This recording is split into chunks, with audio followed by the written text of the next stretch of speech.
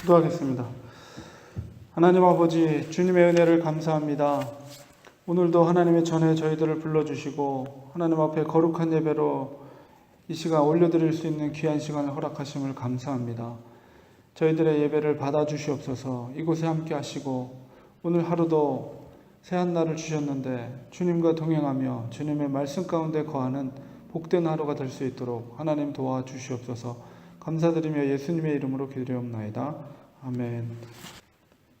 민수기 20장 14절에서 29절까지 말씀 우리 한 목소리로 같이 읽겠습니다. 모세가 가데스에서 에돔 왕에게 사신을 보내며 이르되 당신의 형제 이스라엘의 말에 우리가 당한 모든 고난을 당신도 아시거니와 우리 조상들이 애굽으로 내려갔으므로 우리가 애굽에 오래 거주하였더니 애굽인이 우리 조상들과 우리를 학대하였으므로 우리가 여호와께 부르짖었더니 우리 소리를 들으시고 천사를 보내사 우리를 애굽에서 인도하여 내셨나이다. 이제 우리가 당신의 변방 모퉁이 한 성읍 가데스에 있사오니 평하건대 우리에게 당신의 땅을 지나가게 하소서. 우리가 밭으로나 포도원으로 지나가지 아니하고 우물물도 마시지 아니하고 왕의 큰 길로만 지나가고 당신의 지경에서 나가기까지 왼쪽으로나 오른쪽으로나 치우치지 아니하리다 한다고 하라 하였더니 에돔 왕이 대답하되 너는 우리 가운데로 지나가지 못하리라. 내가 칼을 들고 나아가 너를 대적할까 하노라. 이스라엘 자손이 이르되 우리가 큰 길로만 지나가겠고 우리나 우리 짐승이 당신의 물을 마시면 그 값을 낼 것이라. 우리가 도보로 지나갈 뿐인즉 아무 일도 없으리다 하나 그는 이르되 너는 지나가지 못하리라 하고 에돔 왕이 많은 백성을 거느리고 나와서 강한 손으로 막으니 에돔 왕이 이같이 이스라엘이 그의 영토로 지나감을 용납하지 아니하므로 이스라엘이 그들에게서 돌이키니라.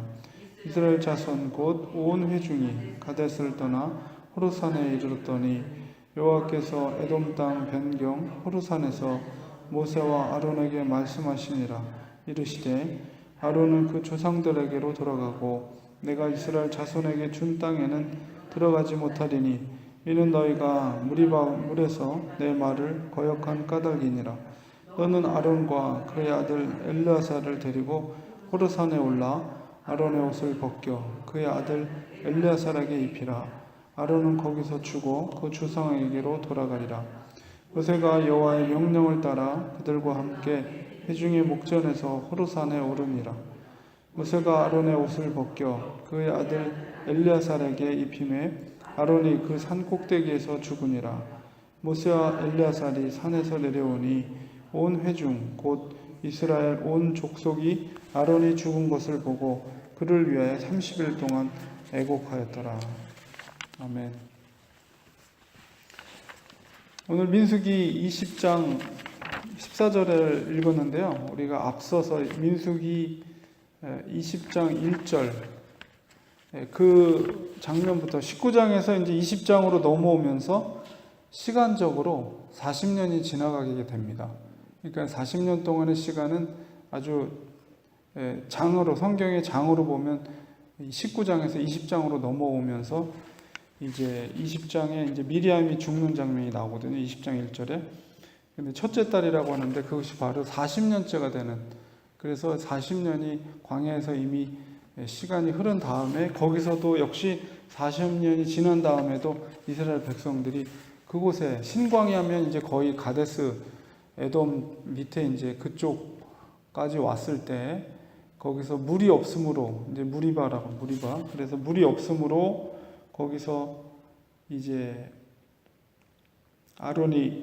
모세가 이제 그만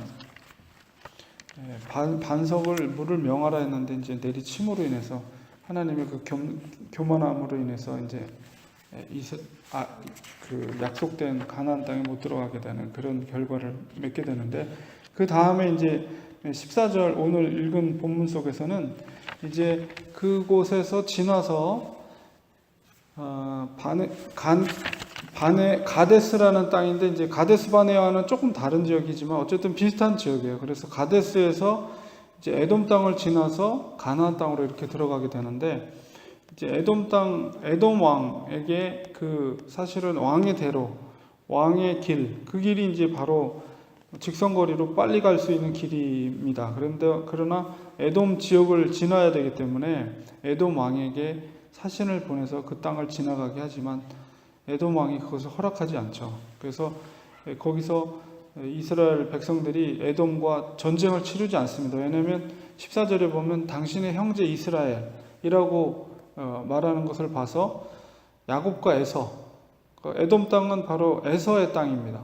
에서의 후손들이 점령하고 있는 땅이었기 때문에 형제 나라로 이스라엘 백성들이 이렇게 인식하고 있었습니다. 물론 이제 열왕기 시대에 가면 에돔 땅과 많은 전쟁을 치릅니다. 그때는. 그러나 아직까지는 이 에돔 땅을 야곱과 에서 쌍둥이 형제 시절에 에서 형이 이제 점령했던 지역, 그 후손들이 살고 있던 땅이라서 형제의 나라로 이렇게 인식하였고, 그것을 통과하기를 원했지만 에돔 왕 입장에서는 60만이나 되고 전체로 하면 200만이나 되는 사람들이 자기의 땅을 지나가게 한다는 것을 허락할 수가 없는 상황이었겠죠. 그래서 그 땅을 지나가지 못하게 합니다.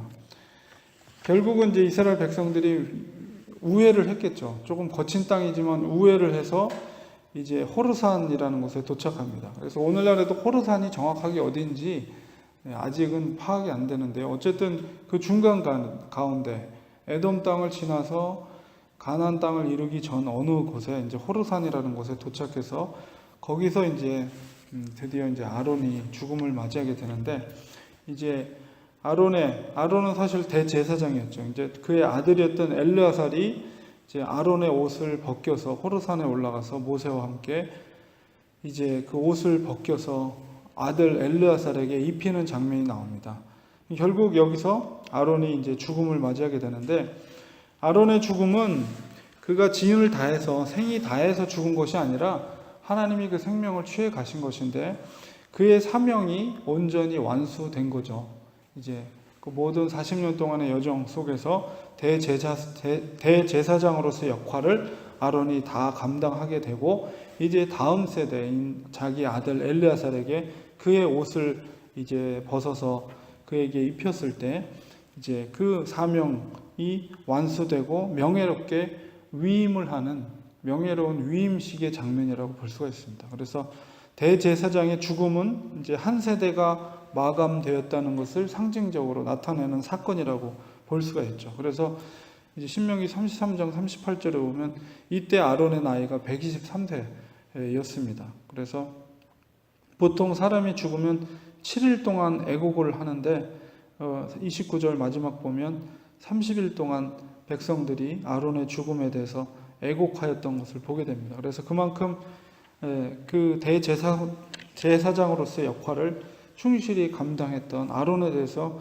이제 존중해주며 그의 죽음을 슬퍼하는 백성들의 장면이 나오고 있습니다. 그래서 어쨌든 많은 일들이 있었고 아론이 부족한 점들도 있었지만, 그러나 하나님은 아론을 통해서 대제사장으로서의 역할을 충실하게 감당하게 하셨고 그 모든 사명을 이제 완수를 했어요.